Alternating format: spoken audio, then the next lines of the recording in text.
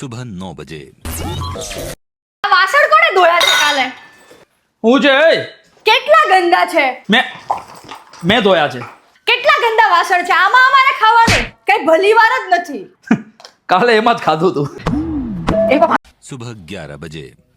તું લોટ બાંધ અને હું રોટલી શેકું છું. રોટલી તો હું જ શેકીશ. પણ તારે નથી શેકવાની, કડક થઈ જાય છે. હા, હવે મારી રોટલી કડક લાગે છે. આટલા દિવસ બનાવતી હતી ત્યારે કડક નહોતી લાગતી.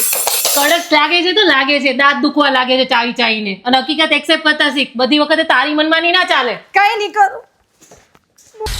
दोपहर મારી સાથે 12:30 જવું बजे। કરે છે બધા.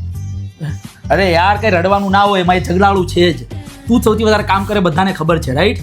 दोपहर તું ટેન્શન ના લે, 1:15 હું તારી સાથે જ છું.